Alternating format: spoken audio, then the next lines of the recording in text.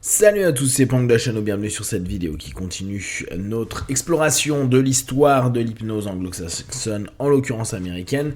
Et on est toujours sur cet ouvrage de Roy Hunter pour un peu voir comment on en est arrivé à la connaissance et la façon de pratiquer qu'on a quand même énormément aujourd'hui en France et en Europe. Parce que même si tout est parti de la France et de l'Angleterre, tout nous est revenu par les États-Unis. En l'occurrence, là on est dans des phases où Milton Erickson a été le premier à classer les hypnotiseurs sans diplôme supérieur comme des hypnotiseurs laïques. Donc quand on parle de lay hypnotiste, c'est une sémantique ericksonienne dans le plus propre sens du terme. Voici les mots de Stan Giles dans un article intitulé « Une histoire informelle et non officielle de l'hypnose professionnelle aux États-Unis » envoyé à cet auteur par courriel. C'est Erickson qui a été le premier à séparer les hypnotiseurs en deux camps, professionnels et profanes, donc laïcs. Lors de la fondation de l'ASCH, avec son refus strict d'admettre les hypnotiseurs profanes comme membres, quel que soit leur talent ou leur niveau d'éducation. Ainsi commença ce que l'auteur a appelé le grand fossé entre la communauté scientifique et les communautés artistiques des professionnels de l'hypnose, qui durera des décennies, même jusqu'à la première décennie du XXIe siècle. Autant dire que ça continue encore aujourd'hui. Donc on voit bien que il y a eu, à partir de cette période-là, vraiment une guerre. Je vous rappelle également qu'il y a eu énormément de critiques de la part d'Erickson pour toutes les personnes qui ne faisaient pas partie du staff médical, même si on pouvait avoir effectivement beaucoup de très grands hypnos. D'ailleurs, les plus grands hypnos n'étaient pas issus du monde médical, mais plutôt du monde artistique. Après, d'un point de vue théorique, bien sûr, l'hypnose scientifique était passionnante avec des gens de qualité, parce que derrière, il y avait beaucoup de travail à l'université qui permettait de théoriser.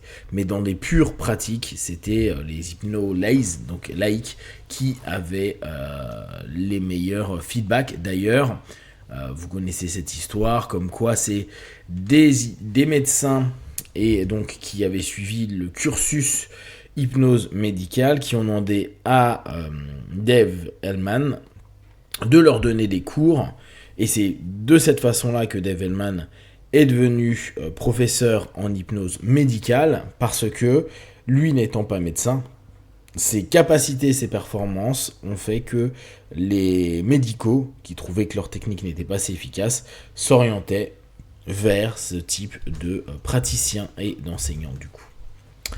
Alors, Martin Horn, qui devint plus tard largement connu comme un mercenaire pour témoigner contre le soi-disant hypnotiseur laïque dans des affaires judiciaires, indiqua en fait dans son CV lors de cette déposition qu'il avait étudié l'hypnotisme avec Rexford à Boston. Donc ça, c'est toujours des trucs amusants.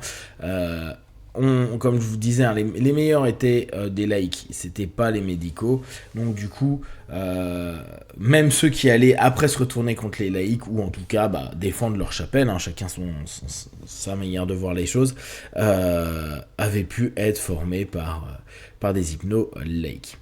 Un certain nombre d'églises... Ah oui, alors ça, j'ai trouvé ça génial. Vous allez voir que la religion a joué aussi énormément dans l'influence de l'hypnose et dans des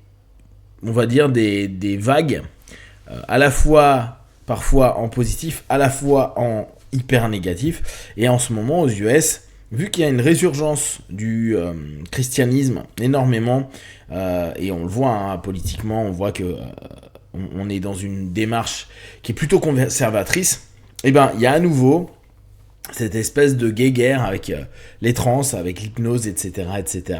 Et déjà à l'époque, il y avait cette notion-là. Donc un certain nombre d'églises ont également répandu le scepticisme, en partie à cause des controverses autour du livre de Bernstein et aussi de Hollywood. Alors il faut voir que dans les années 50-60, il y a eu pas mal de petits films, et même dans les années 70, mais vous allez voir, on va on va progresser d'un point de vue de la ligne du temps, parce que la manière dont Hunter a coupé son bouquin, c'est après il nous parle 50, 60, 70, 80, 90, etc. Avec les mêmes intervenants, oui, il y en a qui vont mourir, donc il y en aura des nouveaux, mais globalement, vous allez voir que à cette période-là, il y a eu quand même 50-60 et quelques films en 70 qui avaient donné une image de l'hypnose qui est quasiment la même qu'aujourd'hui et qui n'a pas été très très bien acceptée par beaucoup de communautés, notamment les communautés religieuses. L'Église, dans les années 60, avait une interdiction totale interdisant à ses membres de faire des expériences d'hypnose pour quelque raison que ce soit, et cette église n'était qu'une des nombreuses qui n'ont pas pris en compte les avantages potentiels de l'hypnose, car l'art de l'hypnose était mal compris et déformé par Hollywood. Certains médecins et psychologues sont devenus critiques envers quiconque pratiquait l'hypnose sans diplôme. Bon, là on revient à la notion d'avant. Et créant ainsi encore plus de controverses. Ce qui est assez amusant dans cette notion-là, c'est qu'aujourd'hui, nos amis protestants américains, et notamment tout ce qui est en train de se redévelopper avec du nouveau protestantisme, je n'ai plus le nom en tête, à nouveau interdit complètement tout ce qui est associé à l'hypnose. Alors que quand on regarde leurs shows télévisés, où officiellement il y a des gens qui arrivent à remarcher, où il y a des gens qui ont des pathos qui disparaissent, c'est complètement un spectacle /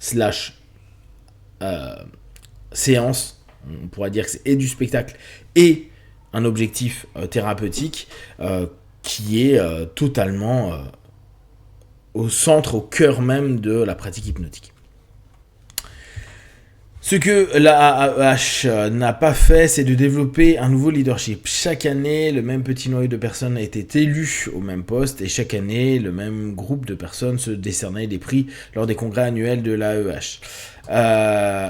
Alors, ça, malheureusement, c'est très très très régulier, connu, commun.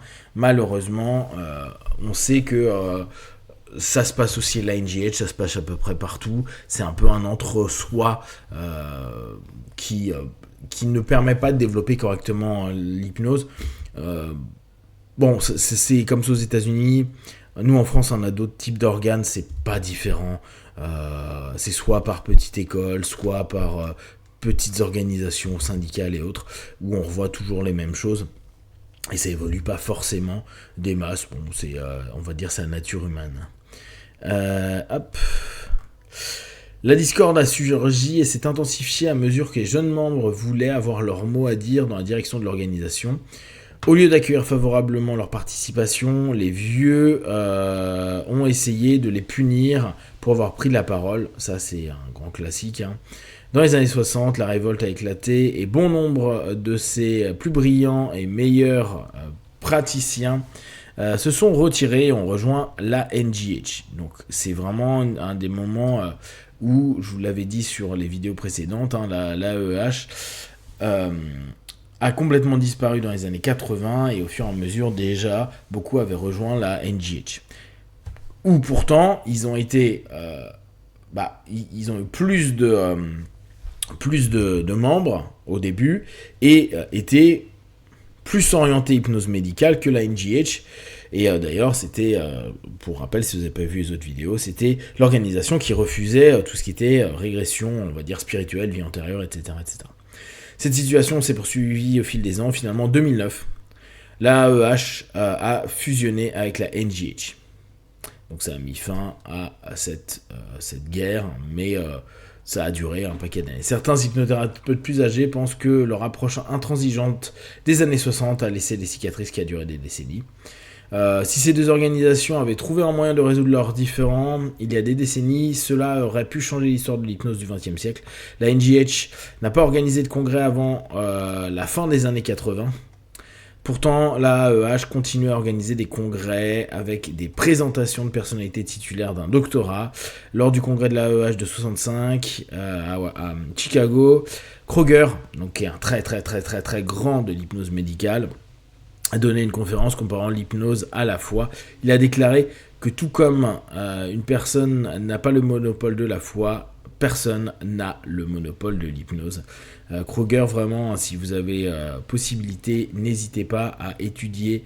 Il a écrit 2-3 gros bouquins excellents et ça a été vraiment un hypno médical qui faisait énormément de cliniques, qui a fait beaucoup de boulot, certainement plus que Milton Erickson, d'un point de vue purement clinique. Lui, il a géré des hypnonaissances, il a géré des douleurs, il a géré un million de trucs. C'était vraiment quelqu'un qui était dans la pratique. On va s'arrêter là aujourd'hui. Si vous avez des questions et des remarques, partagez-les sur Facebook, YouTube. J'y répondrai le plus rapidement possible. Comme d'habitude, de tout ce que je propose, ne prenez que ce qui est bon et juste pour vous tester, observer, analyser et conclure. Be one. Ciao.